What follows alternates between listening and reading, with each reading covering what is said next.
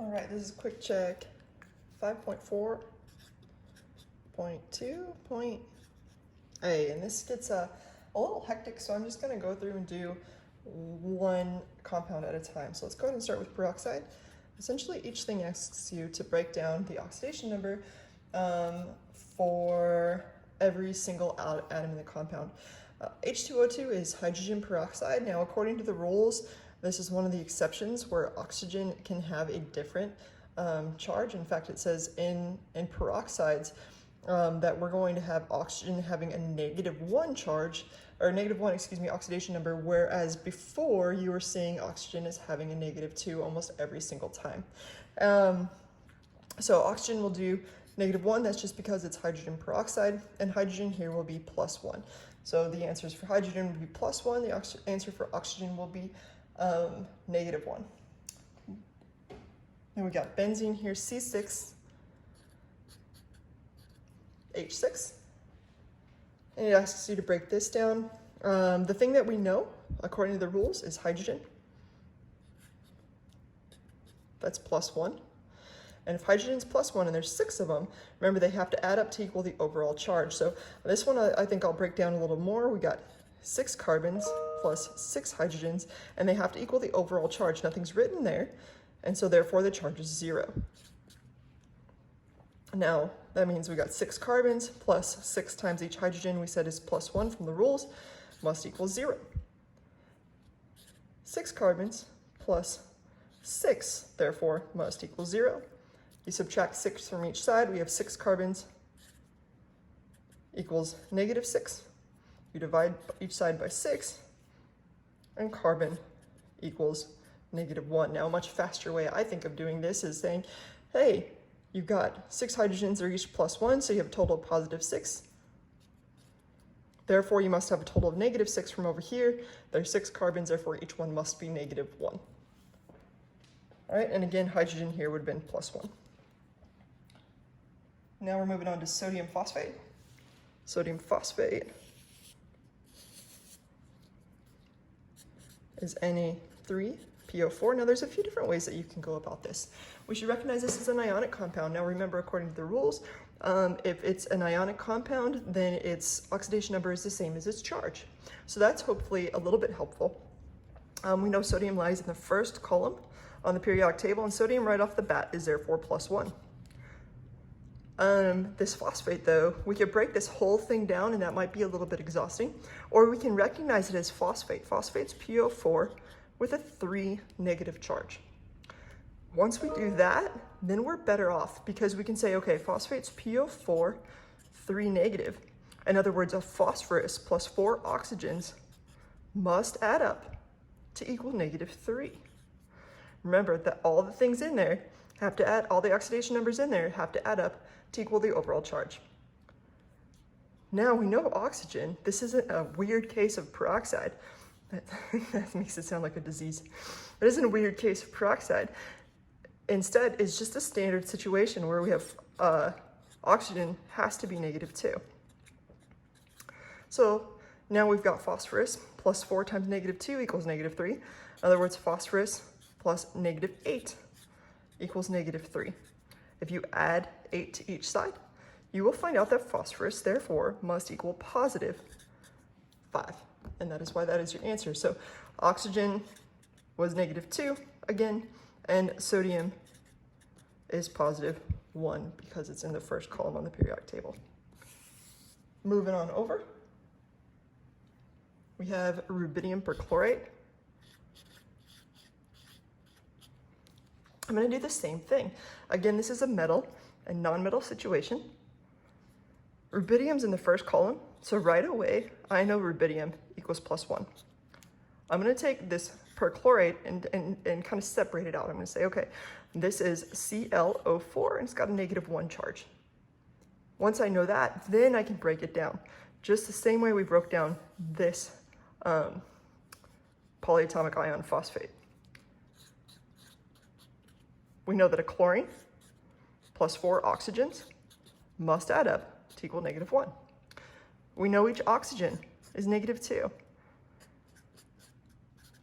So we know chlorine plus 4 times -2 must equal -1.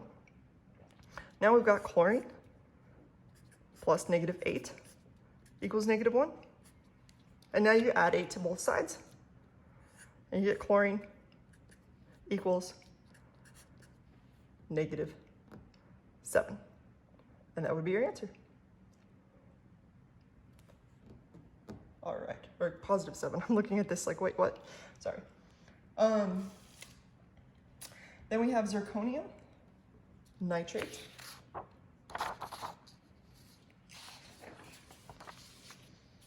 Particularly zirconium 2 nitrate.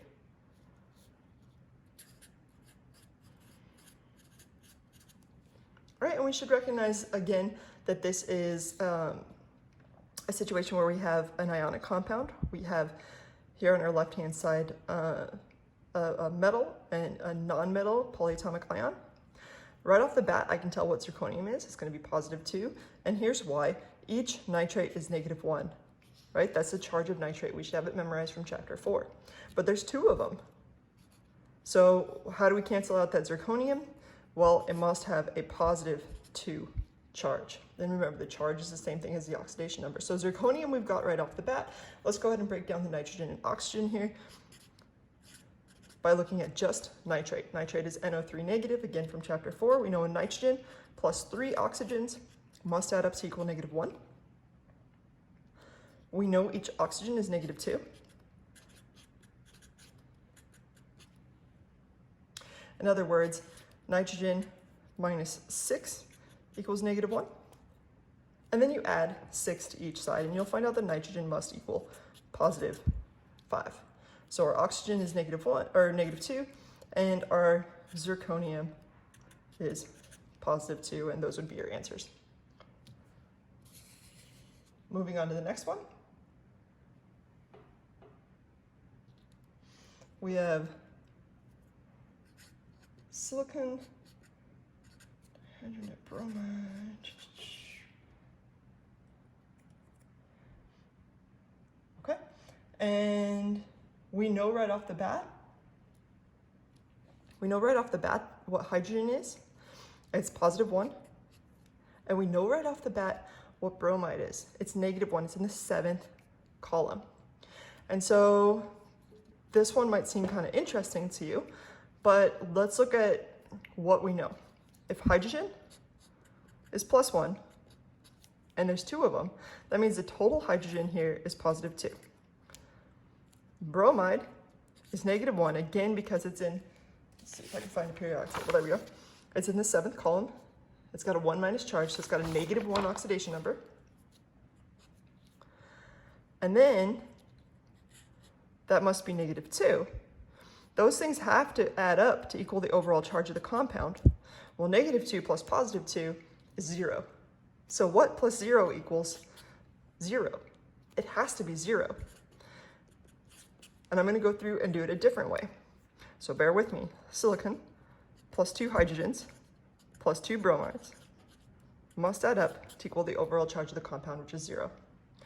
We know, therefore, silicon plus 2 times +1 for the hydrogen plus 2 times -1 for the bromides must equal 0. We're trying to reduce it. Silicon plus 2 minus 2 equals 0.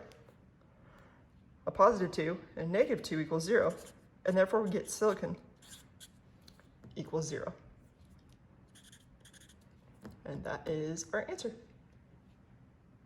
Last but not least, we have what appears to be sulfuric acid, assuming that it is aqueous. In this situation, again, I see a polyatomic ion, I see the sulfate. I like to break sulfate down in and of itself. We know hydrogen right off the bat is going to be +1 from the rules. That leaves us with sulfate, which is SO4 2-. And you could figure out that it was 2- even if you didn't know it, because each hydrogen is +1. So therefore, the whole charge of this thing must be -2, because there were 2 +1 hydrogens. So now we got sulfate.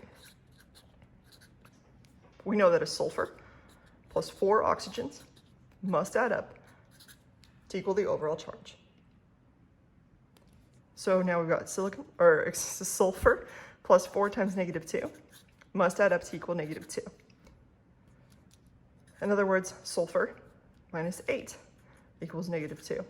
If you add 8 to both sides, you'll find out that sulfur must equal positive 6. So again, sulfur is positive 6, oxygen is negative 2, and hydrogen was again positive 1. And those would be your answers. Hope this helps.